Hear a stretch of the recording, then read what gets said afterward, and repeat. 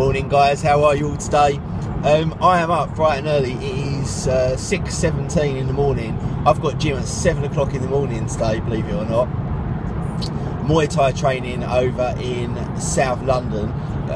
Not particularly looking forward to it today because I just feel absolutely exhausted.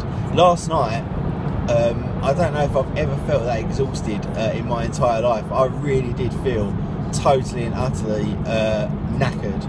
I was really worn out, and I got home. I literally went and sat upstairs on the sofa and just stayed there.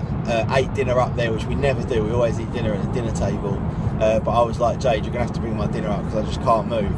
I did so much exercising and working out in the last couple of days, and last night was not heavy sparring but reasonably heavy, and all my neck hurts, my face hurts, my boobs hurt, my legs hurt, or I've been kicked in the legs. So yeah, I just felt absolutely exhausted. Stayed up there, ate my dinner, had a really nice dinner last night, like a salad with some meat. It came out really nice.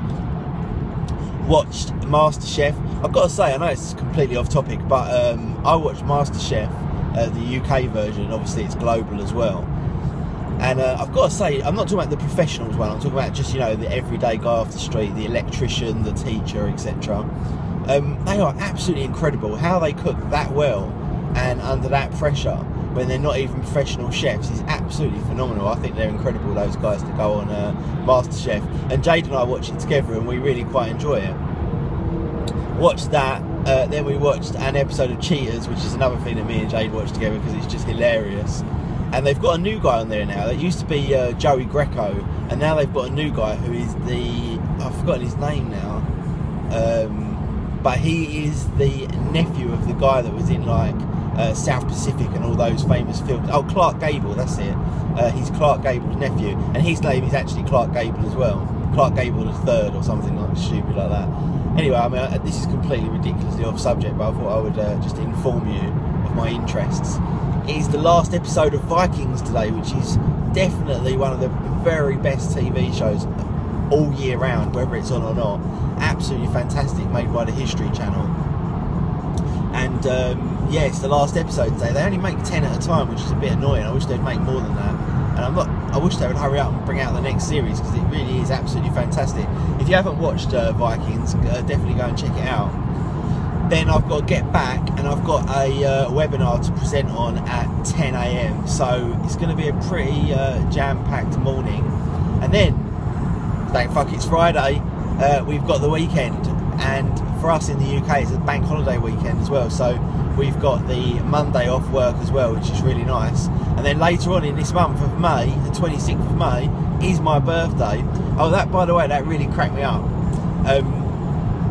The other day I went, yeah, 25, and then I kind of winked 100 times. And some people were like, wow, I didn't know you were 25, blah, blah, blah. And some people in the comments were trying to correct him and say, you can clearly see that he's joking. But some people just obviously didn't pick up on that humour for some reason. And no, I'm not 25 or whatever it is. Like I said, I'm 36, believe it or not. I know I look like a 19-year-old, but I will be 36 on the 26th this month. 36! That's 4 years. Even though I've only held up 3 fingers, that's 4 years from 40. 40! Oh my god, that is unbelievable. Absolutely unbelievable. And I'm really looking forward to showing you the stuff that Curry's PC World sent over to me for this sort of promotion in the build up to the World Cup. So yeah, anyway, I've waffled long enough, 4 minutes 12 seconds. I will be back with you guys a little bit later. Well, as you can see, I am wrecked. That was a hardcore workout, especially at that time in the morning. But like I keep saying, no pain, no gain. I'm really getting into my grind at the moment in terms of my training. Back on the jiu-jitsu, my Muay Thai is getting better. My power's coming back. My trainer said to me today that on one of my punches he felt it come through the pad and onto his hand, which he hasn't felt for a long time. And considering that he trains professional MMA fighters, that's a pretty good sign. So really chuffed about how things are moving on. Yesterday, my sparring in jiu-jitsu, even though I haven't done jiu-jitsu sparring for quite a while because of sort of consistent injuries, I did like probably about a 15-20 minute like single roll, basically. By roll I mean, you know, you're kind of rolling around on the floor together, which I know sounds quite strange, but yeah, that's just the way it is. And yeah, to do sort of 15-20 minutes first time back and only get submitted by my trainer, who is absolutely incredible at jiu-jitsu,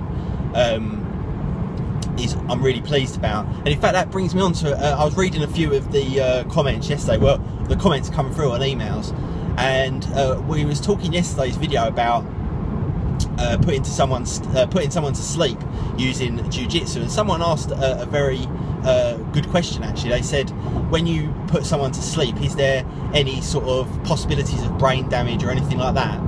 Now, I don't know the science behind it, but one thing that's important to remember is that when you are doing a choke in jiu-jitsu, even though it's called a choke, it's not actually a choke. You're not cutting off the airway.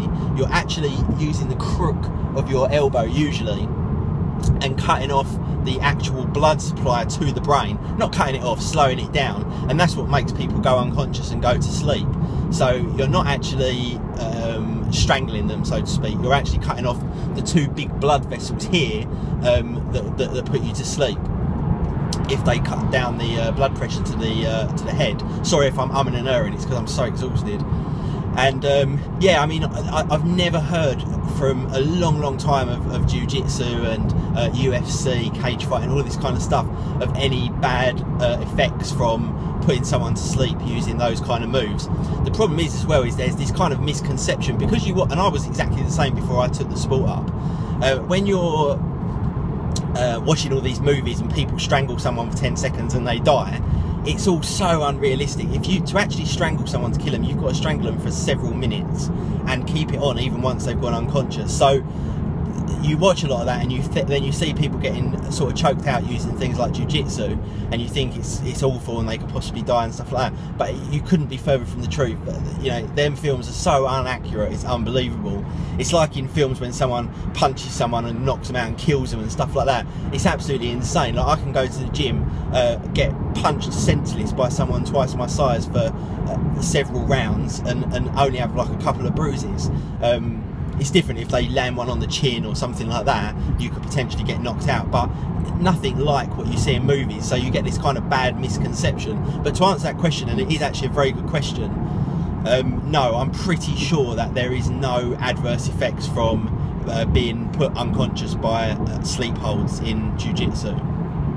So I hope that that's cleared that up. There may well be the odd situation, I guess. I don't really know, to be honest. You'd have to kind of Google it, but as far as I know, and I've been watching this kind of stuff and reading about it and whatnot for a very long time, right back since UFC 1 a long time ago, I really don't think that there is any kind of effects like that that are detrimental.